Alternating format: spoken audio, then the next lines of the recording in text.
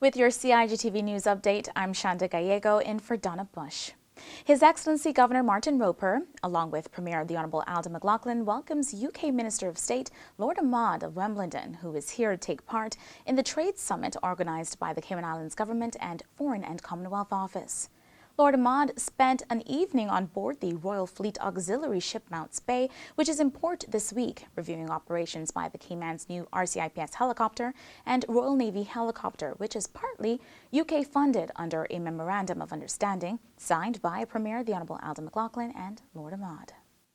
The UK Minister of State spent some time on 7 Mile Beach to witness an exercise to land disaster relief equipment from the ship. What we've just seen is our continued commitment from the British government to the British overseas territories to the wider region about the importance of disaster response. What you see just moored off the beach here is RFA Mounts Bay.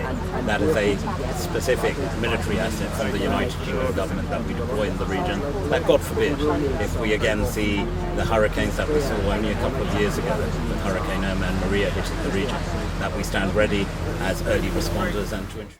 Lord Ahmad will remain on island to celebrate the 60th anniversary of the Constitution, the document that governs the Cayman Islands and her people, as well as the ties that bind Cayman, Jamaica, and the United Kingdom.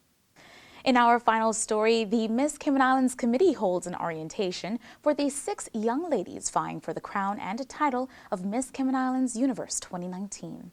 Committee Chair Terry Dakers-Lee explains more.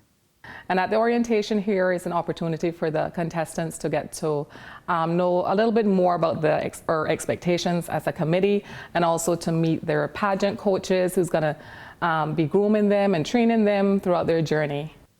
Stay tuned for more on the 2019 Miss Cayman Islands Universe pageant. That is your CIGTV News Update. As always, if you missed today's news, you can check out gis.gov.ky, our Facebook page and YouTube channel. And don't forget to tune in to Radio Cayman's For the Record and Talk Today shows. I'm Shanta Gallego in for Donna Bush. Thanks for watching.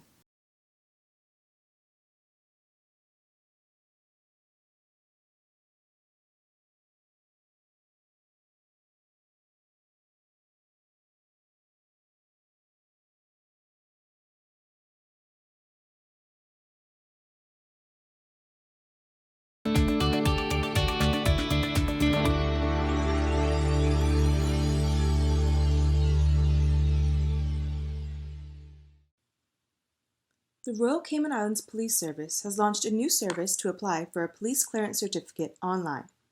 To make this process quick and easy, ensure you have digital copies of all required documents readily available. At a minimum, you'll need a copy of your passport photo page. Our website lists the full requirements.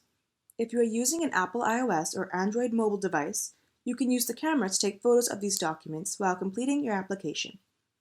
After you have read the instructions and are ready to start, type in the alphanumeric string from the CAPTCHA image and click the green button that says Start Application. If you can't read the letters and numbers properly, click Can't Read Image below the photo to try again.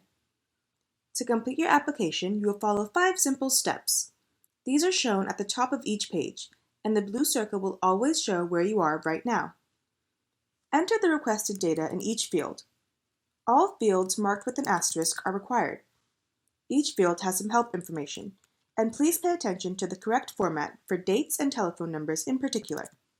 When selecting your birthday, you can also use the calendar feature. If a field has a drop-down list, you can scroll through alphabetically or start typing to find the correct option.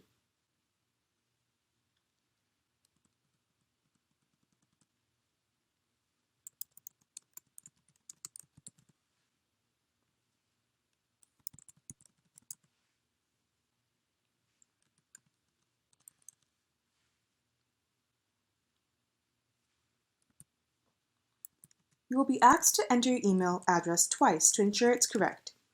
This is the address we will use to send you a confirmation email and receipt. Once you have entered all of the required information, click Next at the bottom of the screen. If you click the Cancel Application button at any stage in the process, you will lose everything you've entered so far and be returned to the home page. On this page, answer the questions about past offenses, provide details if relevant, and then click Next. In this step, you will select the type of service being requested and details of the person applying, as well as anyone who might pick up the certificate on his or her behalf. If you select certain options, more information may be required at this stage or later in the process when you are uploading your documents. Finally, select the reasons you are applying and then click Next. If you make a mistake, use the drop-down menu to change the reason or click the red X to delete a line. Remember, if you click the Cancel Application button at any stage in the process, you will lose everything you've entered so far and be returned to the home page. If you need to go back to a previous page to review or change data you already entered, you can use the Back button. You can also navigate through the process using the links at the top of the page.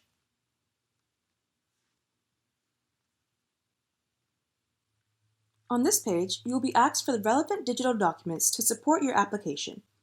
On each line, click the Upload icon, select the correct file, and then click Upload. Repeat this process for each document. Based on the information you've already entered, this page will tell you the basic documents required. However, please remember to read the guidance notes to ensure you've included everything for your particular application. You can click the Upload More Documents button if you need to add more files, using the Comments field to briefly explain the additional documents you are submitting. If you go back to previous sections after uploading documents and make changes that affect these requirements, you may need to re-upload your documents. This is the final page before submission.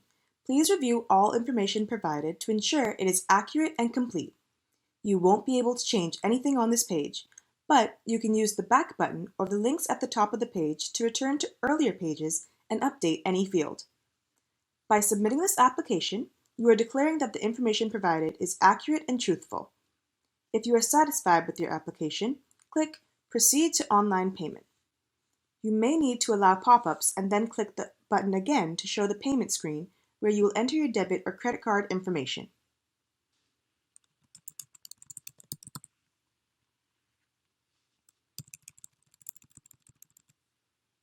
The Cayman Islands government accepts Visa and MasterCard, and you can use a debit or credit card issued anywhere in the world.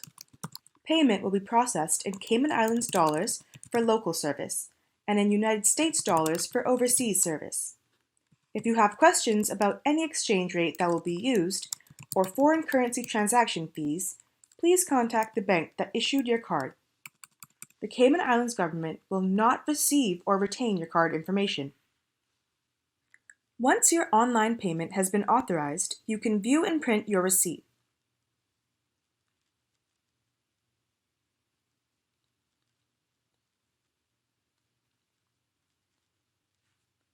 Click Continue to return to our webpage for details on pickup date and time. If there is an issue with your application and we have to contact you for more information, your application may be delayed.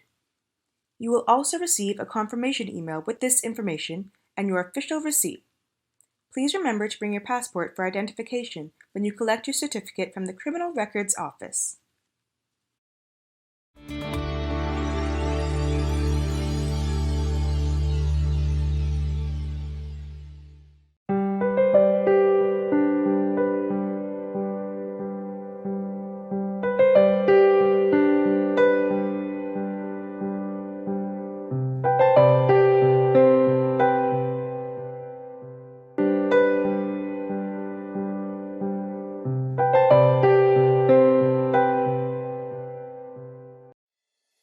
The Esterly-Tibbetts Highway 3-lane roundabout is ready for drivers.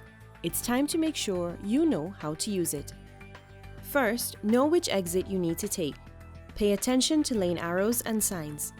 Make sure you use your signal to change lanes or exit the roundabout.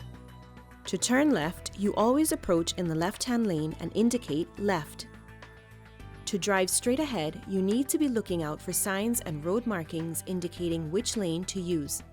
Get in one of the lanes marked with a straight-through arrow. If turning right, you must use the right-hand lane and indicate accordingly. To use the roundabout safely, remember these 3 tips. Know your exit, pick your lane, and signal to make your turn.